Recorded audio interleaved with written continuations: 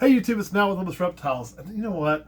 So I'm going to tell you a quick little story. Then we're going to get into today's topic, which is going to be all about a certain snake. We're going to go through, we're going to share our collection with you this way and really break down each and every snake that we keep. Or maybe. We're going to get through some of them anyway. Shit, we may get tired of doing this. I don't know. But I got this really cool foldable phone, and it's lavender because I'm very comfortable in my manhood and I don't give a crap what you think about my lavender phone. But before you go buying one of those flip phones, because they're kind of quick, hang them up on people and shit. I broke my first one. Like, I didn't do anything to it. It just went, I took it out of my pocket and screamed it was trash. But there are some cool features on those for those of you who do some camera stuff. And one of the things that really put me onto buying this was when we're using our camera for filming and I want to see what's going on. Like now, even though Caleb's from the camera, I kind of like to see myself. We all know I have an ego problem. I can put it on the little front screen where I can see me, and that really helps with filming, with framing, and everything else. I think it's kind of cool. Or when we're both in front of it, we can use the good cameras with the bad cameras. I can also hold my hand up like this and take a picture, or I can start a video. So for you guys wanting to take a picture or start a video, you're on your own. It's really, really awesome. However, I can't shut it off. So you gotta still reach around and do that, which is not so bad. I mean, everybody appreciates, reaching around and getting hooked in there, right? So let's go ahead and share an animal with you today. Animal I'm really excited to share with you. She's a little cantankerous, so bear with me. Oh goodness. You are going to be cantankerous. Let's not do that. Come on. Yeah, there you go. Change your attitude, change your latitude. Isn't that what they always say? Change your latitude to change your attitude. Whoop. Holy shit! Never do that. That's a rack full of rattlesnakes. Woo! We're just going to set this snake up here and let you appreciate it in all its glory. Now, this is one that we produced back in 21. I guess I should have just pulled up the list so I could give you its exact parents. And we're going to tell you a little bit about this snake, kind of what I plan on doing with it. And we're going to go to Patreon and get into a little more detail and get into some of the emotional roller coasters of breeding and what this animal, get that speck of crap off there, meant to me. So, anyway. Fly. Yep, no streaks. I just love this snake. So what are we looking at here? Well, this, let me double check on the genetics before I tell you exactly 100% sure. I can tell you a couple things that are in there. What I believe we're looking at is a, I'll just go ahead and tell you. And then if I'm wrong, then I guess I'll deal with it. This is a killer spinner blast scaleless head female. So, I don't even remember what clutch. You know what, I'm going to save myself some time while you're showing that off. Clutch 03. That's why I like a good numbering system. So let's get up here so I can tell you the parents.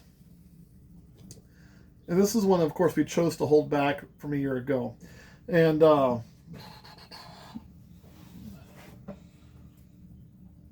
in the hell? Oh yeah, there it is. 210301. So what it was the parents were a bumblebee to a lemon blast scaleless head. So we hit everything on this one. This is a culmination of all of the genes in there. The lemon blast scaleless head would have been the male. The bumblebee would have been our in-house produced female. So let's use some in-house genetics, which I really like. Our in-house produced bumblebee, she has a very, very nice color. The lemon blast is one we got from the outside that started all of our scaleless head stuff. So then getting this snake here was really what we were after. Of course, she is not ready to breed just yet, obviously. But she will be soon. And there you can kind of see her head. Now we do keep them on coconuts. They get coconut dust in there. And that's all you're seeing there. See how nothing's really, it's just coconut. And it's a little bit moist in there right now. So, this thing for me, when we breed it, does several things. One, this is one of those snakes that will never make a normal. Again, the worst it can make is a pastel. And that's not going to, buy steak dinner, but it might get you a McDonald's cheeseburger when you do your show. But it's not a normal. You can sell it just like you can a normal if you want, but it's going to be better than a normal. It's going to sell a little bit better. And the likelihood of this producing just a pastel is pretty low. You do have to be careful with the snake when you go to breed it because it does contain spider. That means certain things are out, including champagne, other spider, all that kind of stuff that you already all know. I would avoid spot nose. Which is a bummer for us because we do have a champagne scaleless head male that I will share with you one day that we produced to use for a breeder. I cannot use him here. So, if I really want to get some champagne into the scaleless project. The other kicker is going to be scaleless project. You know, the longer it goes without seeing a female scaleless on eggs, the more it probably doesn't look really good for the viability of them to lay eggs. Now, there's not a lot of information that comes out, which kind of sucks. I mean, I wish people would be a little more transparent on what's going on. You know, is it the fact that we just aren't having eggs? Are we running into a desert situation where the females are going egg bound and dying? I don't think so. For those of you that are going, that doesn't happen, it does. Desert females, not desert ghosts, different gene. Desert females will egg bound and die. If you breed them, don't breed desert females. Or what are we dealing with? If it's a situation where they egg bind and die, that's going to be really, really bad for this project, obviously, right? It turns this pretty much into like a spider where you can only use the scaleless head by itself, and you really wouldn't want to, you know, ever breed a full-blown female scaleless. They just don't produce eggs. It is not quite as detrimental to the project because at least you have to worry about killing one if you breed it, or if it were to have, you know, parthenogenesis, it can't just, you know, eat itself out the window. But with that, get that big chunk of coconut off you so we can show off how you look. But with that, you know, it still certainly hurts the viability of what these animals are going to be from a value standpoint. I, for one, I'm going to tell you straight up that I don't know. So I'm not going to tell you I think it's going to work or I think it's not going to work. I think if they were dying in mass droves, we'd probably be hearing about that at this point in time, and we're really not. So I don't think that's the case. Is it a possibility of some of the theories that they can't produce the egg, so they don't produce the keratin, and the keratin is one of the ingredients in the shell of the egg? Does that have some viability? Maybe, you know, maybe not. And the reason I say maybe not is king snakes, corn snakes, there's a lot of snakes that are scaleless and do lay eggs, so obviously they produce keratin, but most of those snakes also have the belly scales where a scaleless ball python does not. So could that be the issue? Maybe they can't produce keratin, and the other ones are scaleless for a different reason and can produce keratin, just produce it in lower amounts. Maybe, guys, I don't have that answer. It's all speculation at this point, and it'll stay speculation until people begin to share the information they've learned, if they have it. I can tell you if we learn anything from our project, we're going to share it, because I frankly just don't give a rat's ass, and that's who we are and what we're going to do and how we've always chose to operate. If scaleless, though, full-blown scaleless, let's say it's not viable from the standpoint of breeding. Let's say a female cannot be bred to produce, meaning that she just can't form eggs. Let's just start there. Everything gets reabsorbed, or she can't form them. Well, what does that mean for the scaleless market? Well, obviously it's going to take a huge hit on the monetary value because it dead ends the project right there. However, do I still think there's value in them? Absolutely. You're just going to see them crash much more than you would expect to see a super crash, which kind of sucks ass. But there will still be people who will want that animal for a pet. Then comes in the ethical, well, should we be producing scaleless snakes anyway? I don't have a big problem producing scaleless snakes, obviously. And my reasoning behind that still goes back to the fact that scaleless snakes have been in the pet market for a long, long time. I can't tell you when the first scaleless corn was made, and it thrives and does fine. There's no reason as a pet ball pythons would be any different. The microabrasion issue you hear about would exist on corn snakes as well. It just wouldn't exist on the belly. So you just got to make sure and keep them on something pretty soft on the belly. The coconut we use is going to be fibrous and small, and it's not going to have any issue on their belly.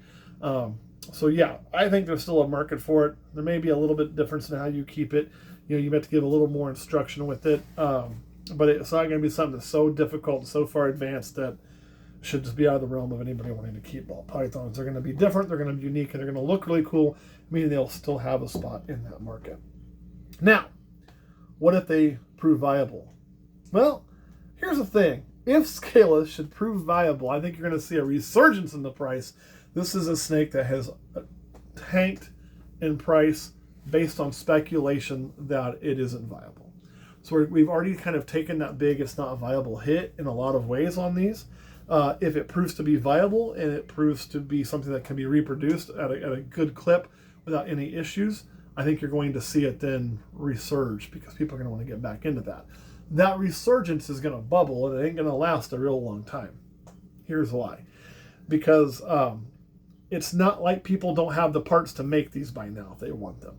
So if that resurgent hits, think about how Red Stripe's a great example. Red Stripe surged with I believe it was, which one was it? Magma. The Magma coming out.